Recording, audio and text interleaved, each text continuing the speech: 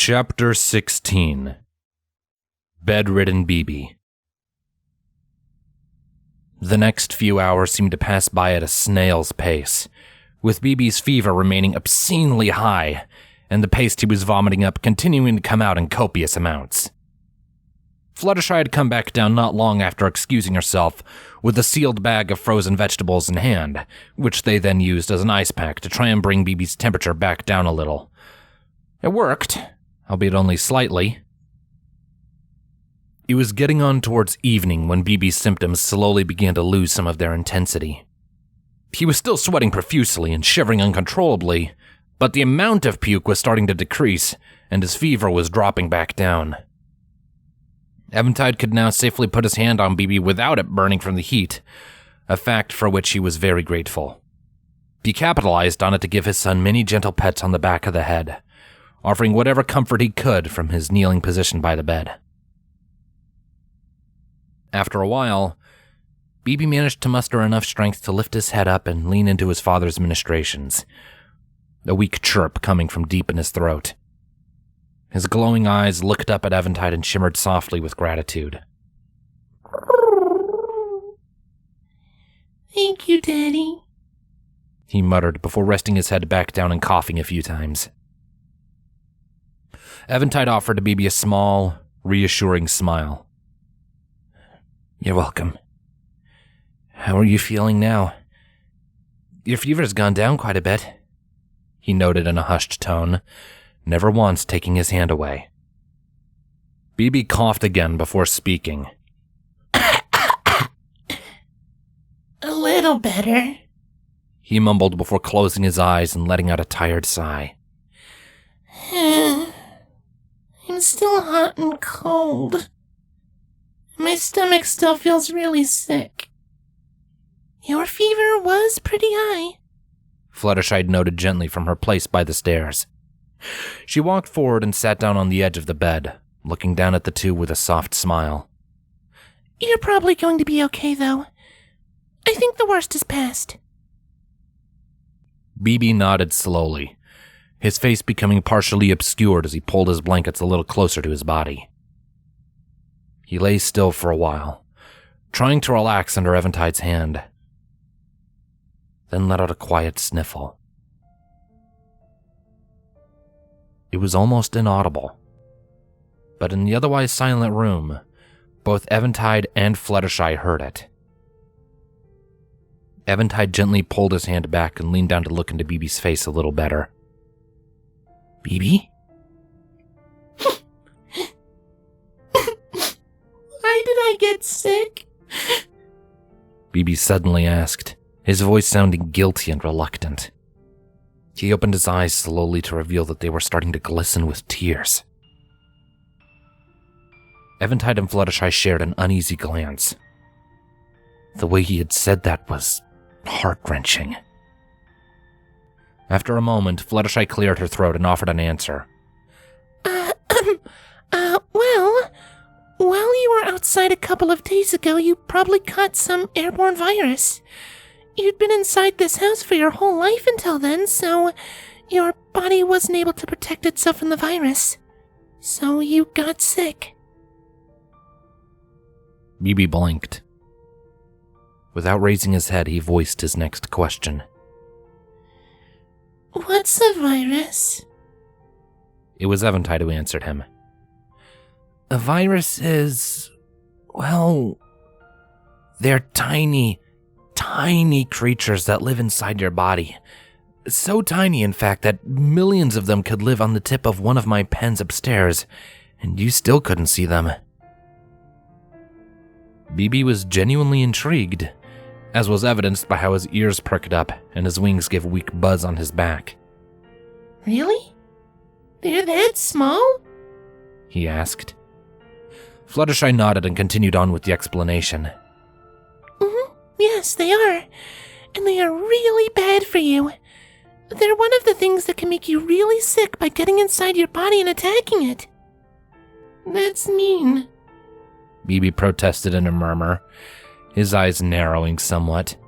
"Why are they mean?"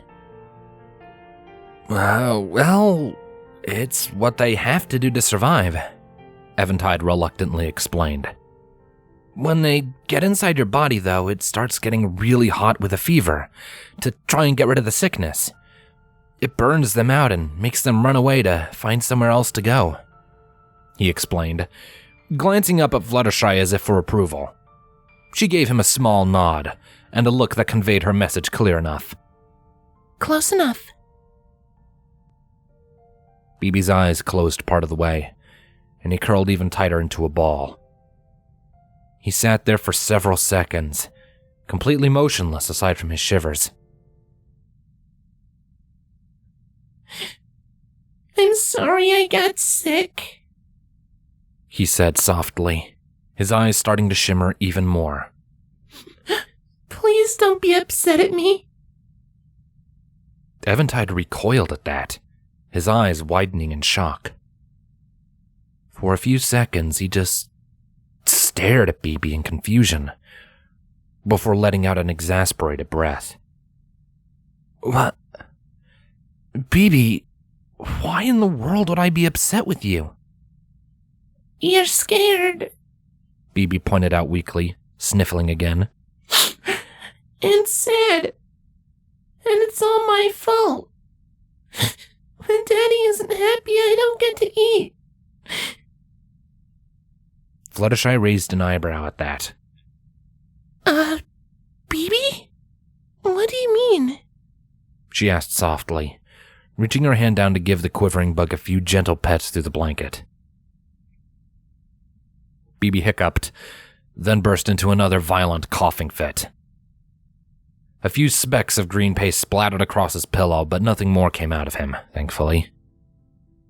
Once he calmed down, he opened his eyes and tried to speak. When Daddy's happy with me, and Aunt Fluttershy's happy with me, I can eat. It tastes so good and it makes me full. But when I do something wrong, you get mad or scared and I can't eat anymore. Everything turns red and black. It tastes horrible, and it scares me. Eventide and Fluttershy shared a confused glance for a long moment while BB concluded his explanation. For a while, neither was really sure what to say or do. But when BB began to audibly cry, it brought their undivided attention back to the weeping basement bug. I'm sorry, Daddy. Please don't be upset with me. He whimpered, starting to sob. Eventide looked on with a blank expression, then gave his son a weak smile.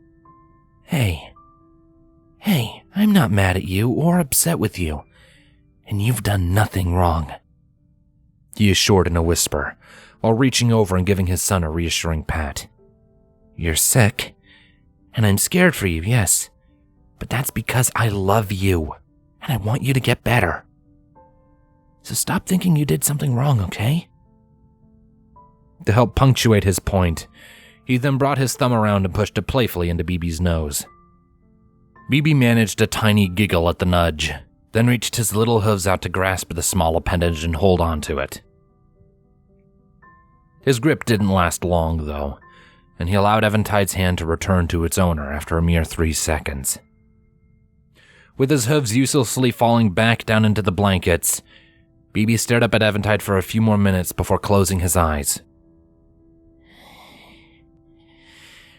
I'm sleepy, he murmured.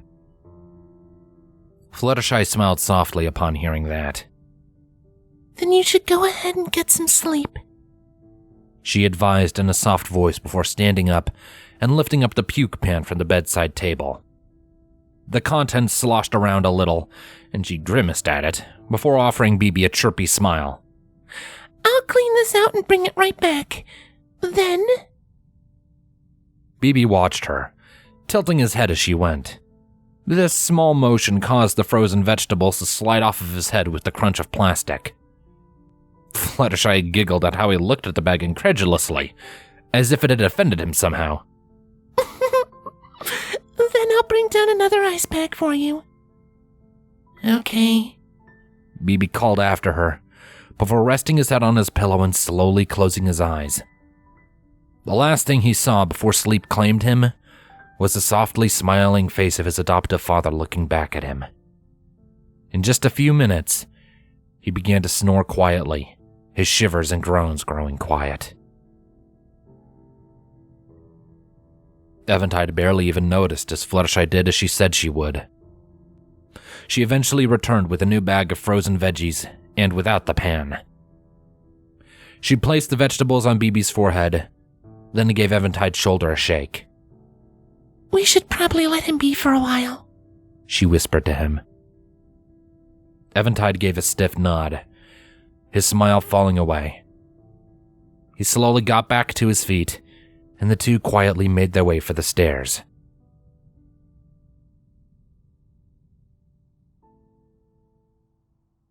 Once they were back in the living room, Eventide made a beeline for the chair. Buddha quickly hopped down and off of it at his approach, slinking off to hide somewhere else.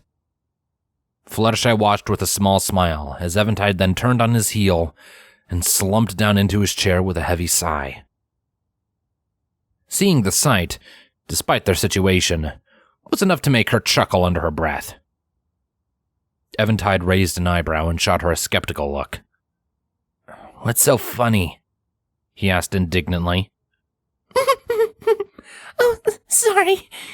Fluttershy waved off his question with another giggle. It's just, I've lost count of how many times you've slumped into that chair when something comes up with BB. Eventide glanced down at the chair, realized she was right, then gave Fluttershy his best pout. "Oh, har har. Laugh it up, Fluttercup," he shot back before adding his own small chuckle to the mix. And I guess I do slump in it a lot, don't I? Fluttercup? Fluttershy asked with a raised eyebrow. She then gave a shake of her head and began to approach him. But yes, you do like that chair, she said before her smile fell away. She sat down on the edge of the coffee table, clasped her hands together in her lap, and looked at Eventide with concern. It was painfully obvious just how stressed he was. His forehead was wrinkled, there were dark bags under his bloodshot eyes, and his hair had gone completely ungroomed for more or less the whole day after his shower. Still, she had to ask. How are you feeling? Eventide didn't even miss a beat. Like I just got done running a marathon, but all of the strain is in my head and heart and not my lungs or legs. I'm stressed, I'm tired, I'm scared out of my mind for BB, I'm worried I might have caught whatever it was he caught, and... He leaned forward and hung his head, his hands clasped together in his lap, wringing themselves. And I'm really confused. BB said that when I'm happy with him, he gets fed, right? He lifted his eyes to meet Fluttershy's. What does that mean? Fluttershy hummed, her brow furrowing as she mulled the question over for a minute. Well, maybe he means that he eats love and affection? She tried with a small smile. We already know he doesn't eat physical food. Eventide's own brow furrowed, as he remembered how he had assumed early on that BB somehow fed off of affection. This was just more fuel onto that fire. Now that he thought about it, he nodded, his expression turning more serious. Yeah, you're right about that. He doesn't eat anything I give him, but whenever his stomach growls, he looks at me and reaches his legs out for a hug.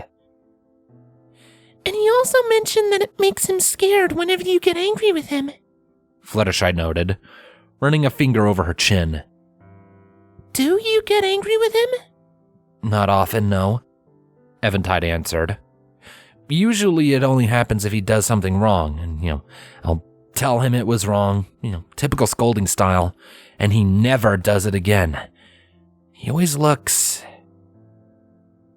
He paused and puffed out a breath between tightly drawn lips.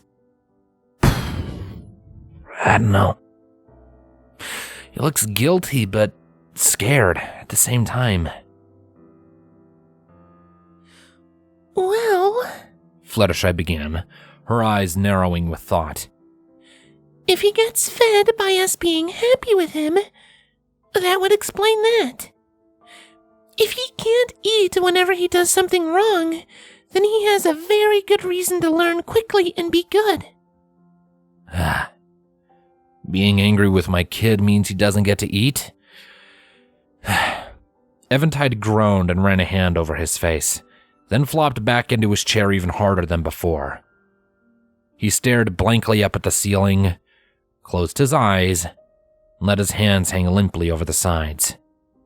No pressure. Fluttershy watched him for a few minutes, allowing the silence to seep in and ease their minds.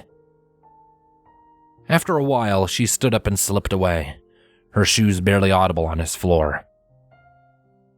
She came back a moment later, took Eventide's hand in hers, then put something in it.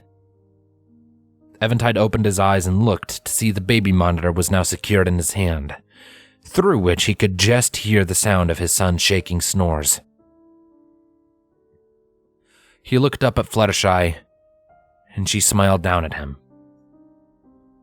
I need to get back home, she said quietly before releasing his hand and stepping for the door. I've been gone for a long time. My parents are bound to be getting worried about me. Eventide nodded and smiled in grateful understanding. All right. Thank you for coming over, Fluttershy. I honestly don't know what I'd do without you, he said softly. He stood up from his chair, albeit on shaky legs, and walked over to Fluttershy to give her a warm hug. She returned it quietly, with a happy hum. You're welcome, Eventide. I'm happy to help. Give me a call if he starts getting worse again, alright? She asked before backing out of the embrace and heading for the door. Eventide nodded and waved in farewell. Of course. I'll see you later, Fluttershy. Bye. She called back before stepping out of the house and closing the door behind her. For a good few minutes after that, Eventide just stood there, his mind wandering aimlessly. BB's shaking breaths coming through the baby monitor provided white noise, but also helped keep him grounded in the here and now. Still, after almost 5 minutes of nothing, something damp shoved itself into the empty hand at his side. He looked down and smiled when he saw Buddha looking back up at him, her chocolate-colored eyes speaking her mind for her. Is everything okay now? Hey, girl, Eventide said quietly, while reaching down and giving Buddha a few pets behind the ears. BB's gonna be alright, I think. He may be small and skinny, but he's tough. Buddha let out a few quiet whines before looking at his hand. Chuckling, Eventide pulled it away and made his way for the counter that he called his kitchen. I'm starving. Haven't had anything since breakfast. You want some food too, girl? Buddha's face lit up with excitement at the word food. Thought so.